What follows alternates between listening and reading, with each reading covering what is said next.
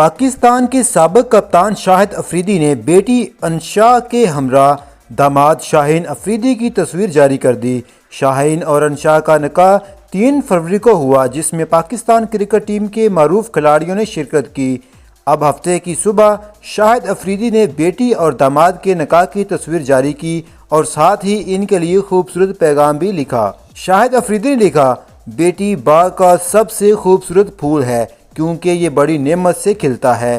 شاہد افریدی نے مزید لکھا کہ بیٹی وہ ہے جس کے ساتھ آپ ہنستے ہیں، خواب دیکھتے ہیں اور دل سے پیار کرتے ہیں۔